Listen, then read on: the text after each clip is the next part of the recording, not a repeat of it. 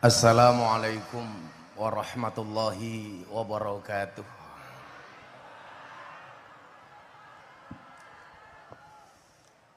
Alhamdulillahil qail. A'udzu billahi samil alimi minasyaitonir rajim. Bismillahirrahmanirrahim. Alladzi khalaqal mauta wal hayata liyabluwakum ayyukum ahsanu amala. Allahumma salli wa sallim wa barik ala hadan nabiyil karim Sayyidina wa maulana Muhammadin wa ala alihi wa ashabil mujahidin at-tahirin. Rabbi shrah li sadri wa yassir li amri wahlul 'uqdatam min lisani yafqahu qawli, amma ba'du. Hadratal muhtaramin, para masyayikh, para kiai, para habaib, wabil khusus guru kita semuanya, Habib Syekh bin Abdul Qadir As-Saqaf, beserta para habaib, alim ulama, tokoh agama, tokoh masyarakat yang saya muliakan, para pejabat yang berkenan hadir, wabil khusus Sohibul Hajat Gus Yani. Saya semalam ngaji di Progresif Bumi Solawat, diculik sama Gus Yani. Gus, mbok tolong mampir sebentar. Tadinya berat karena jadwal saya malam hari ini di Mojokerto, tapi kembali atas nama cinta. Pak Bupati, yakinlah kehadiran saya malam hari ini menggambarkan betapa saya cinta dengan jenengan. Maka saya sampaikan, cintaku padamu seperti air kencing di dalam kolam renang. Maksudnya apa? Wujudnya tidak nampak, tapi hangatnya bisa dirasakan. Jajaran Forkompinda, Pak Dandim, Pak Kapolres, mungkin Pak Kajari, dan semuanya warga masyarakat Gresik rahimakumullah. Beli keripik bakule perawan, perawane ayu, bokonge lemu. Hai orang Gresik yang cantik dan tampan, izinkan aku mengucapkan I love you.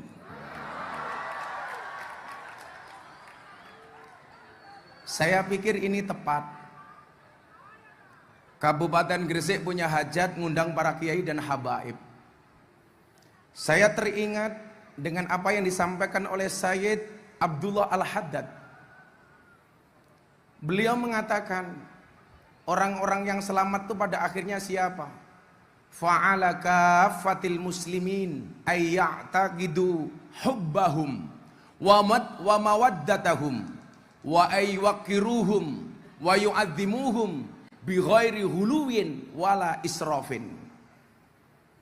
Hendaklah kaum muslimin itu menetapkan hatinya untuk lebih mencintai, menyayangi mereka ahlul bait dengan memuliakan dan mengagungkan dengan sewajarnya tanpa melampaui batas.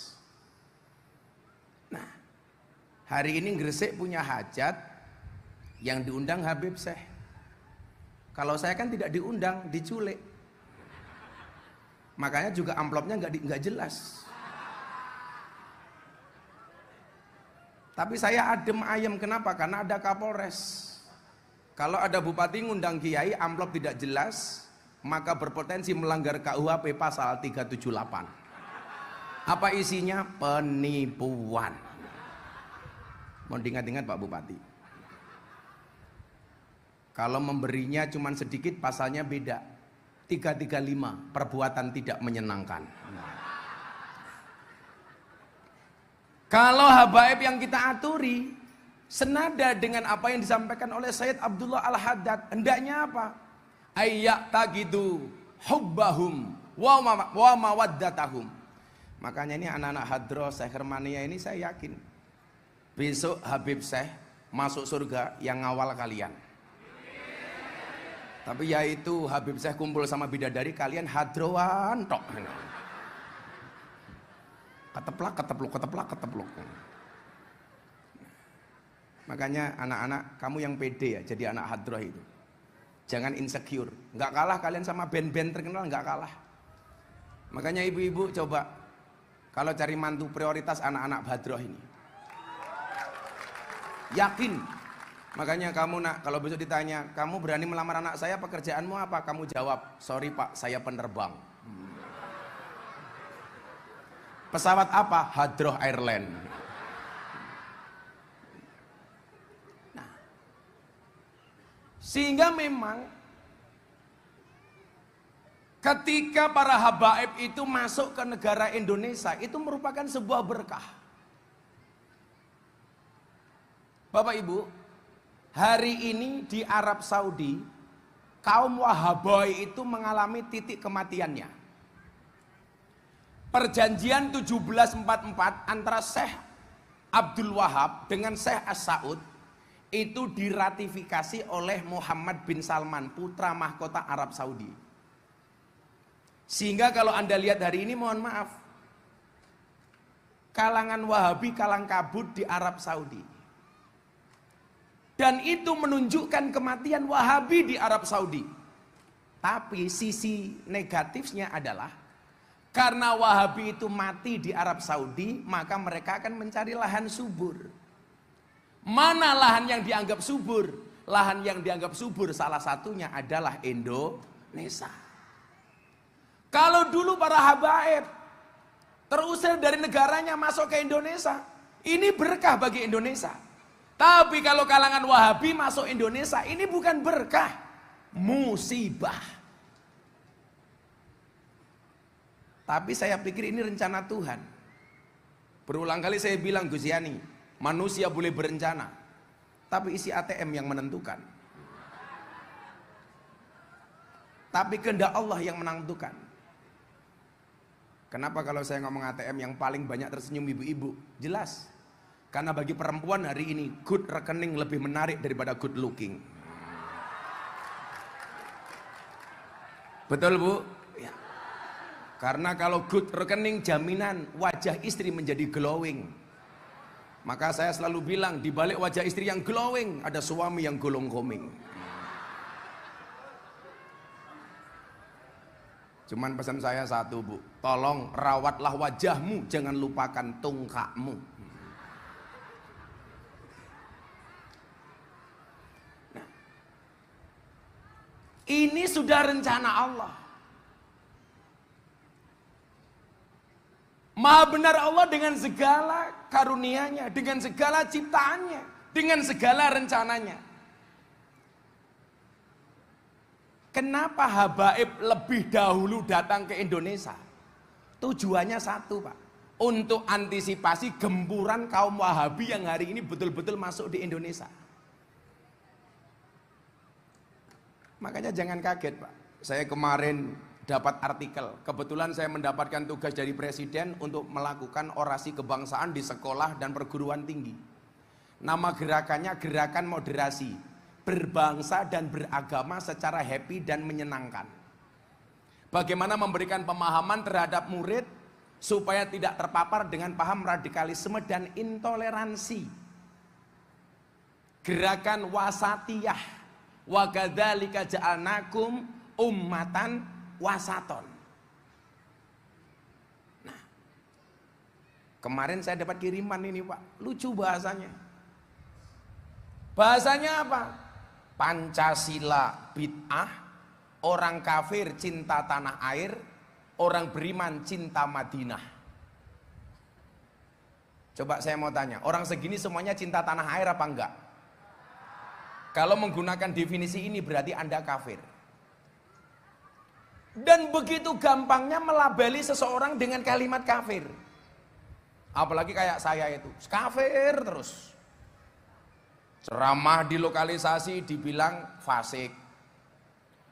Ceramah di klub malam banyak dosa. Saya diundang ceramah di gereja, pulang langsung Miftah kafir. Apa respon Gus Miftah? Saya jawab, enggak masalah, syahadat lagi. Betul? Orang kafir 70 tahun membaca la ilaha illallah sekali terbakar kekafirannya. Masa saya setiap malam tahlilan dibilang kafir? Kan goblok.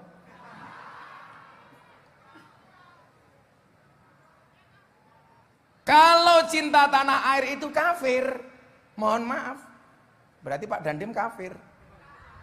Otomatis Pak Dandim itu cinta tanah air. Pak Kapolres, tenan. Maka disinilah urgensinya kenapa bangsa ini butuh habaib, butuh kiai. Pesan guru kita semua, Maulana Al-Habib Lutfi bin Yahya Pekalongan. Saya itu beruntung Mas Yani. Bagaimana nggak beruntung? Saya dulu ngaji di klub malam, lokalisasi, disupport sama Habib Lutfi. Beliau mengatakan, rasa gagas Miftah, Miftah kuwi bengkel. Yang namanya bengkel itu kadang-kadang bajunya kotor. Maka saya bilang, kalau kiai-kiai suudon sama saya bilang, mohon maaf Pak Kiai. Ibarat orang sholat, ada yang adzan, ada yang puji-pujian, ada yang jadi imam, ada yang mimpin tahlil, ada yang mimpin yasinan. Saya bilang, silahkan Anda yang adzan, silahkan Anda yang pujian, silahkan Anda yang menjadi imam, silahkan Anda yang mimpin tahlilan, silahkan Anda yang mimpin sholawatan. Posisi Miftah posisi Miftah di mana? Cukup sebagai pembersih WC. Karena saya meyakini, sekhusyuk apapun kamu sholat, kalau WC-nya kotor, kamu akan terganggu kehusuannya dengan WC yang kotor. Biarkan tugas saya membersihkan WC dan toilet. Makanya dulu ada orang yang ngaku Gus, pernah memanggil saya dasar Miftah Gus telek. Siapa Gus itu? Yang mengatakan ijazahnya Pak Jokowi palsu? Gus Nur. Saya dibilang dasar Miftah Gus telek. Saya jawab, saya seneng jadi telek. Kenapa? Karena faktanya nggak ada orang yang berani nginjak-nginjak telek.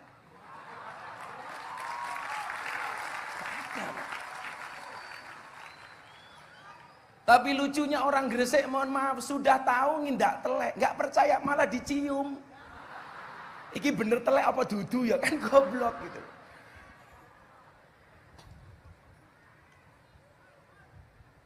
Nah, pesan guru kita Habib Lutfi, beliau mengatakan apa? Yang pertama waktu itu bilang sama saya begini, nak kamu ingat-ingat apa bah?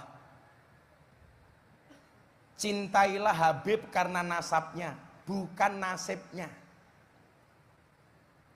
Kalau kita mencintai Habib karena nasibnya, para habaib yang menurut Abah Ali Masyuri, mertuanya beliau, kalau Mas Yani enak, nikah langsung dengan mertua keren.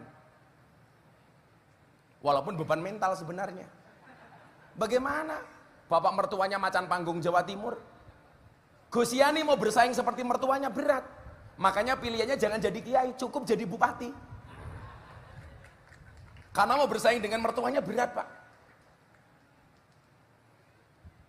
Beliau mengatakan apa? Miftah, kalau kamu mencintai Habib itu karena dhatinya. Kalau orang ahwal dicintai karena sifatinya. Kalau habaib karena zatnya. Jadi kalau hari ini orang mempermasalahkan kok Habib kayak gitu, kamu gak usah urusan dengan perilakunya. Kenapa? Karena yang kamu cintai Habib itu secara zatnya. Gak usah mencari-cari kesalahannya. Gus, apakah kita harus sama? Oh tidak, soal siasah, soal politik. Kita nggak harus sama. Saya dulu dikonfrontasi, seolah-olah Miftah itu bermusuhan dengan Habib Rizik. Dari mana? Walaupun saya berbeda secara siasah dengan Habib Rizik, nggak mungkin saya membenci Habib. Kenapa? Ayat tagidu hubbahum wa mawaddatahum. Siapapun Habib wajib untuk dihormati.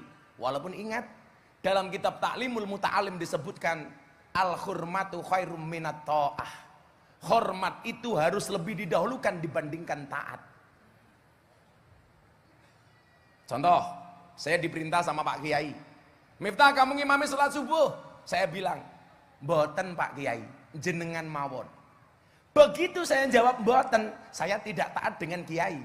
Tetapi ketidaktaatan saya karena hormat saya kepada Kiai. Itu namanya al-hurmatu khairum minat ta'ah. Konteks suami istri. Tuh ibu-ibu dengerin.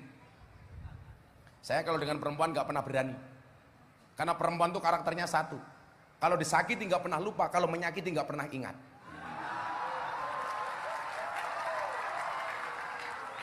Wonge ya teko. Ya melu guyu gitu. Biasanya jilbabnya coklat.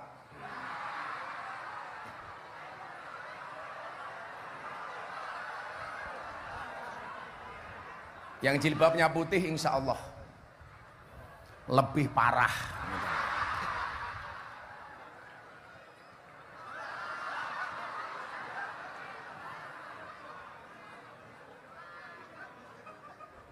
Saya itu juga kadang-kadang heran Pak, kenapa kok perempuan itu semenangan itu. Coba yang bener itu seharusnya cowok ngecek HP-nya istri atau istri ngecek HP-nya suami. Yang bener itu suami ngecek HP-nya istri atau istri ngecek HP-nya suami. Yang bener itu seharusnya suami ngecek HP istri. Makanya perintah Presiden Jokowi ketika Rapimnas TNI Polri, beliau mengatakan apa? Tolong awasi WA grup para istri. Jangan sampai suaminya abdi negara, istrinya ngundang Ustadz Wahabi. Saya bilang, perintah Presiden itu bagus. Pertanyaannya, emang berani suami ngecek HP-nya istri? Padahal memang seharusnya Pak. Kenapa seharusnya suami ngecek HP-nya istri? Karena kalau istri berbuat maksiat dengan HP-nya, otomatis suami bertanggung jawab atas dosanya. Tapi kalau istri ngecek HP suami, mohon maaf, kok suami bermaksiat dengan HP-nya, istri tidak kena dosanya. Umpamane Mas Yani menggunakan HP-nya untuk melihat video kebaya merah umpamanya.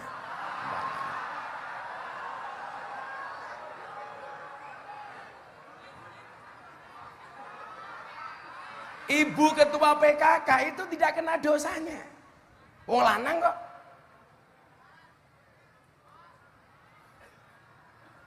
Tapi tetap nggak berani Pak. Mbok sak gagah-gagahe Kapolres Dandim. Halah, lan ning kantor galake kaya ngono. Ning omah ketemu bojone kik kik kik kik kik kik kik kik. Saalim-alime kiai le diketak bojone goblok ndadak tak kandhani. Mbuh kok wong wedok menangane kaya ngono iki lho. Mila aku ra seneng karo wong lanang. Nah, inilah alasan kenapa kita membutuhkan habaib hari ini. Yang pertama. Kemudian yang kedua, Bapak Ibu, maka sekali lagi para habaib kita doakan, semua habib di Indonesia kita doakan, betul? Panjang umurnya, dimuliakan karena nasabnya bukan karena nasibnya. Tuh. Kemudian yang kedua, karena saya mencintai para habaib, guru-guru saya yang habaib mengatakan begini, Miftah, pengen menghancurkan Indonesia itu gampang kok. Bagaimana bah? Oh gampang. Dengan cara menghancurkan NU. Bagaimana cara menghancurkan NU? Oh gampang. Dengan cara adu domba. Habib diadu dengan Habib, Kiai diadu dengan Kiai. Maka pesan saya satu, teman-teman Sekhermania dan semuanya, kamu boleh mengidolakan satu Habib, tapi please jangan membenci Habib lainnya. Kamu boleh mengidolakan satu Kiai, tapi jangan pernah membenci kiai lainnya, betul? Sepakat? Hak kamu apa membenci Habib yang lain? Wong kamu bukan Habib kok. Hak kamu apa membenci kiai yang lain? Oh saya mengidolakan Gus Yani, saya nggak suka Gus Miftah. Itu hak kamu, tapi tolong. Kalau saya boleh kamu benci Gus-Gus kiai-kiai yang lain, nggak usah kamu benci. Kalau saya kan dibenci biasa Bu. Kalau saya menghadapi bulian orang itu berprinsip seperti pohon pisang, punya jantung tapi nggak punya hati. Makanya para cowok ingat kata-kata saya, kalau kamu mencintai cewek, cukup cintailah cewekmu, pacarmu, istrimu dengan segenap hati, bukan dengan sepenuh jiwa. Kenapa? Karena kalau kamu putus dari pasanganmu, cukup sakit hati, tidak sampai sakit. Saya tuh paling nggak seneng Pak, kiai didu karo kiai, Habib karo Habib.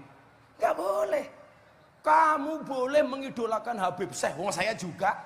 Kenapa? Yuhsarul mar'u ma'aman ahabba. Seseorang itu besok di hari kiamat akan dikumpulkan bersama orang-orang yang dicintainya. Betul? Kemarin ada purel dari Banjarmasin, Kalimantan Selatan. Ownernya Pak kirim foto ke HP saya, Gus, mohon maaf ada purel mengidolakan Gus Miftah. Bentuknya apa? Di atas dadanya ditato Gus Miftah. Saya kaget, ini ngapaan anak-anak ini? Saya tanya, ownernya video call sama saya, Gus boleh nggak mbaknya ngomong sebentar? Oh boleh. Gus saya mengidolakan Gus Miftah, tapi ngapain dada kamu tato Gus Miftah? Dulu Gus Miftah pernah bilang pengajian di Jogja, seseorang itu akan dikumpulkan di hari kiamat bersama orang-orang yang dicintainya. Mate ya aku. Kita mungkin nggak bisa bersama di dunia Gus, tapi bisa bersama di akhirat. Cie. Kan aku jadi ingin.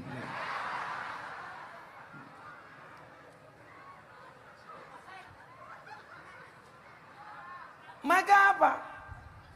Soal kerukunan ini, kan kemarin saya bilang di tempatnya Abah, yuk kita jaga kerukunan. Saya bilang apa?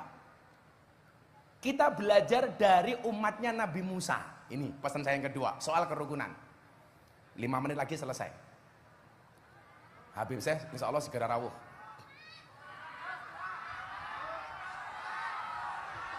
Lah, kowe iki rawuhun kok cerewet toh?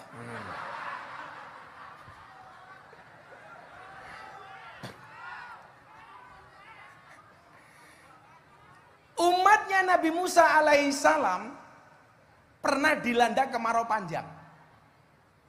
Akhirnya apa yang terjadi? Nabi Musa mengajak umatnya untuk melaksanakan sholat istisqa. Apa mas? Istisqa. Bukan istikharah loh. Kalau istikharah itu kamu punya 2 pilihan cewek, siapa yang mau kamu nikahi kamu istikharah. Tapi pesan saya satu, sebelum kamu istikharah, yakinkan dua-duanya mau sama kamu. Yang menjadi persoalan sudah istikharah nggak ada yang mau. Akhirnya nangis pakai kuatnya Gus Miftah. Kupinang engkau dengan bismika Allahumma ahya wa bismika amut. Kenapa? Karena aku sadar diri memilikimu hanyalah sebuah mimpi. Iya.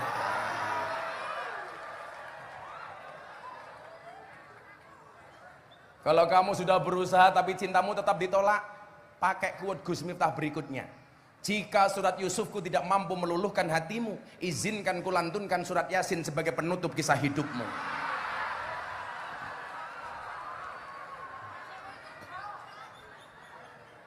Kowe malah galau, aku nganan, kowe ngiwo, akunya bertahan, kowe karo wong liya.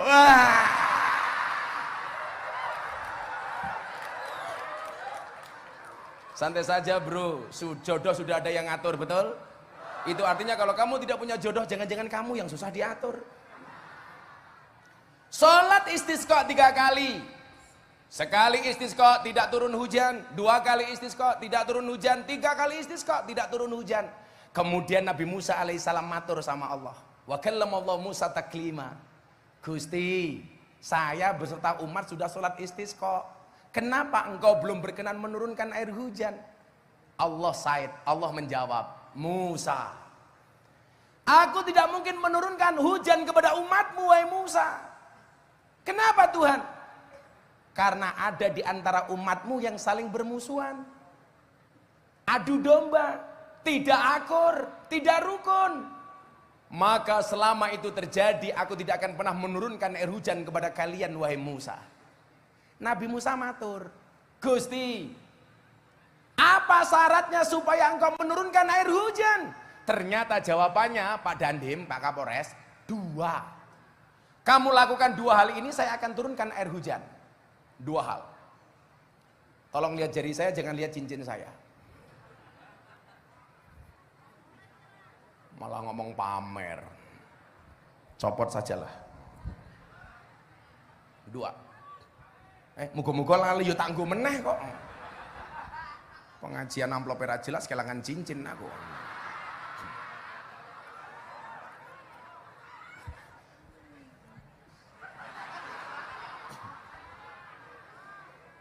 Apa 2 hal itu? Yang pertama, Musa, rukunkan umatmu. Jangan ada lagi yang bermusuhan di antara umatmu. Tidak ada yang adu domba. Tidak ada lagi yang bertengkar. Maka akan aku turunkan air hujan. Maka coba, la tadkhulunal jannata hatta tu'minu wa la tu'minu hatta tahabbu. Sekali-kali kamu tidak akan masuk surga sehingga kamu beriman, dan kamu tidak dikatakan beriman sehingga memiliki rasa cinta dan kasih sayang. Maka kalau Gresik dipimpin Mas Yani pengen jadi kabupaten yang mendapatkan rahmatnya Allah, gampang. Rukun. Karena rukun syarat dari turunnya rahmat Allah. Semalam lucu, mau masuk pondoknya Abah kan hujan deras Mas. Di jalan saya komat kamit, baca apa? Tabat syada abi lahabi watab. Ini teman saya bilang, "Loh Gus, udan kok malah maca tabat yada hubungannya nopo?" "Oh, kowe goblok." Lah ngopo? Udan kuwi rahmat. Rahmate Gusti Allah ki ra bakal mudhun yen ana Abu Lahab. Mila la udan wacana Abu Lahab. Udane ra sida mudhun, mergo udan kuwi rahmat. Rahmat ra gelem mudhun yen ana Abu Lahab. Terang, Pak, terang.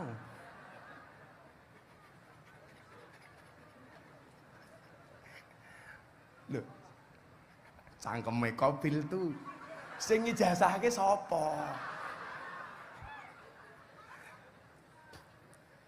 Maka kalau Gresik pengen dapat rahmatnya Allah, ayo rukun, kompak, apapun perbedaan yang ada. Apalagi ini mau musim politik, betul? Sudahlah, beda partai itu biasa, beda pilihan itu biasa. Walaupun saya paling males kalau pengajian di musim politik. Gimana coba? Setan-setan semuanya pergi dari pepohonan.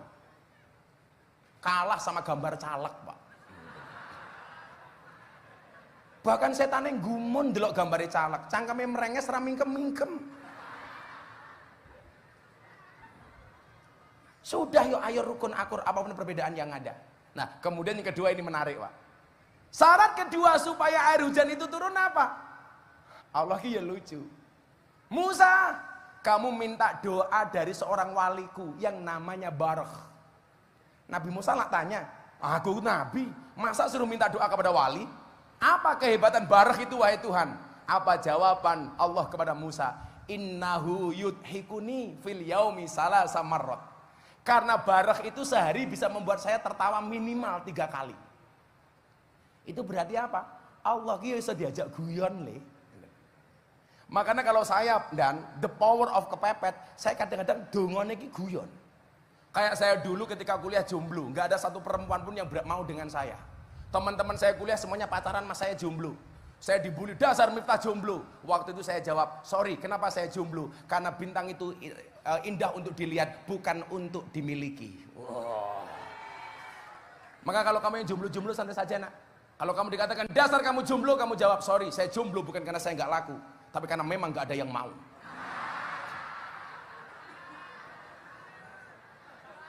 Tapi hari ini saya katakan kepada mereka, di balik kesuksesan seorang suami, ada banyak mantan yang menyesali.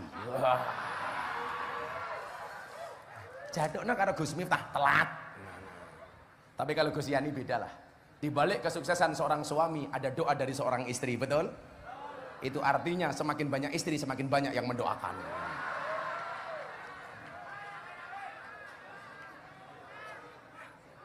Setuju ibu-ibu? Coba, mana ketua PKK? Halo Neng. Insya Allah Mas Yani setia kok Neng. Dia punya prinsip kayak saya Neng. Pasangan terbaik bukan yang datang dengan segala kelebihannya, tetapi yang tidak meninggalkan kita dengan segala kekurangannya. Wow. Kenapa saya harus ngomong seperti itu? Karena direkam banyak kamera. Aku nakan bujuku modar lele. Akhirnya apa? Musa datang ke wali Allah yang namanya Barakh ini. Hei Barakh, mbok kamu dongo. Lah dongone Barakh ya lucu le. Barakh, ada yang mengatakan Barakh, ada yang mengatakan Barakh. Diangkat, doanya begini. Ya Allah, napa banyu udan niku pun mboten manut kalih panjenengan, kok mboten gelem turun teng umate Nabi Musa. Kan kurang ajar banget ta dongane. Langsung Allah menurunkan air hujan dari langit. Hujan.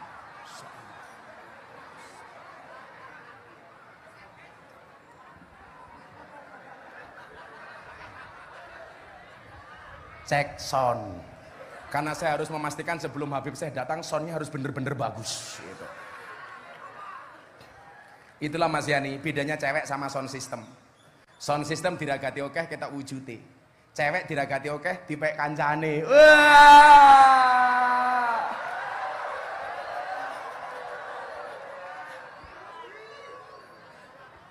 Pengalaman mbahmu, pengalaman.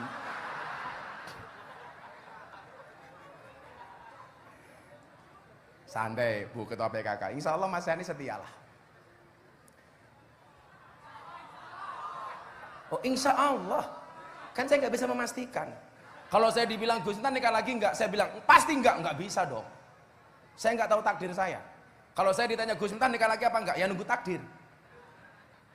Kalau memang ada takdir, saya tidak bisa menolak. Kalau tidak ada takdir, insya Allah saya menciptakan takdir saya sendiri.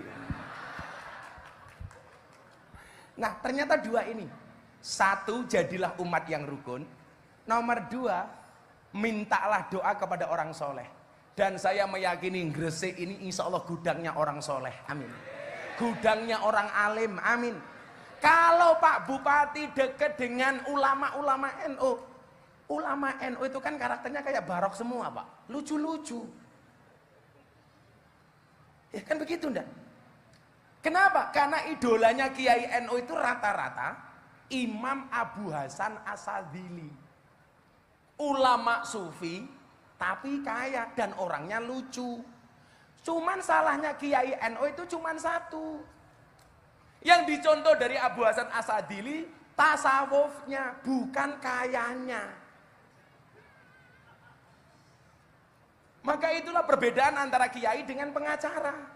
Kalau pengacara masalah jadi duit, kiai duit jadi masalah. Nah, kalau kiai-kiai di tempat kita seperti ini akur, rukun, berada di atas panggung yang sama rukun, seneng saya minta ampun. Tapi mohon maaf para kiai, kita berada di atas panggung yang sama, tapi dengan amplop yang berbeda. Ini harus rukun. Coba kita contoh kerukunan Wali Songo Pak, sebagai penutup. Anda tahu Masjid Demak? Masjid Demak itu proyeknya siapa nih? Proyeknya Kanjeng Sunan Kalijogo. Tapi Anda tahu, Wali Kanjeng Sunan Kalijogo ketika membuat masjid ini melibatkan semua wali. Maka tiang itu ada 4 di Masjid Demak, sumbangan 4 orang. 1 sumbangan Sunan Ampel, membawa 1 tiang. 2 sumbangan dari Sunan Gunung Jati. 3 sumbangan dari Sunan Bonang Tuban. Dan yang keempat Soko Tatal dari Kanjeng Sunan Kalijogo. Pertanyaan saya, kalau seandainya masjid itu dibangun sendiri oleh Sunan Kalijogo, kira-kira jadi apa enggak? Jadi. Tapi pertanyaannya, kenapa Kanjeng Sunan Kalijogo melibatkan semua wali? Semangat yang dibawa adalah persatuan. Semangat yang dibawa adalah kebersamaan. Nah, kiai-kiai hari ini kalau Gresik pengen maju, ya harus bersatu. Maka saya sering bilang, sehebat-hebatnya Superman kalah sama super team. Superman itu goblok. Kenapa? Badannya besar, bajunya es.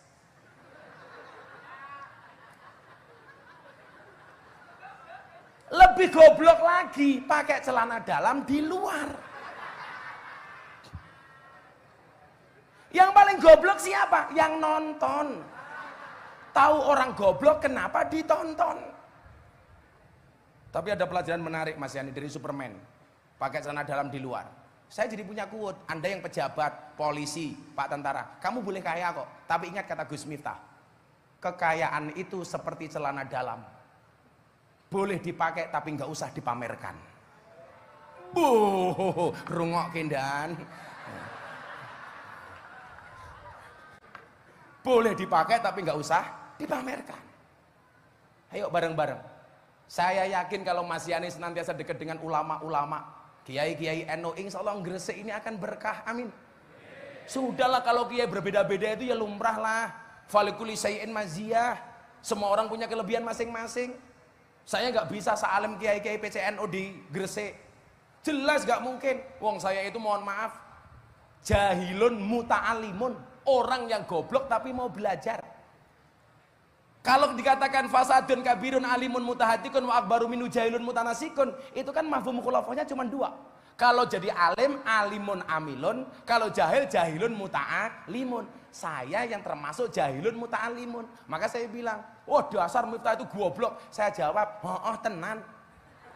Tapi saya bilang, ora masalah aku goblok, cangkemku payu. Daripada aku yang alim, cangkemmu ora payu. Gak usah insecure le. Hei adik-adikku Gresik, kamu gak usah insecure. Semua orang punya kekurangan, di balik kekurangan pasti punya kelebihan, betul? Dan di setiap kelebihan pasti ada kembalian. Jujul bro, jujul tak kandani. Yuk kita sama-sama. Di bawah Nahdlatul Ulama, Gresik insya Allah akan jadi kabupaten yang diridhai oleh Allah. Jangan pernah menggunakan lagunya guru TK. Karena yang rusak NU itu salah satunya adalah guru TK. Wih guru TK rungokno. Napa Gus? Deloken kae. Lagu balonku ada 5. Paling sengit aku lagu kuwi.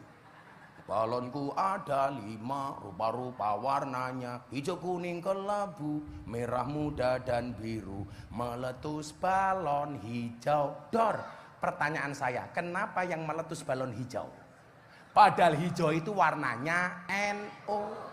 Mila ngapa wong NU ora iso akur soale balone mbledos. Assalamualaikum warahmatullahi wabarakatuh. Kami haturkan jazakum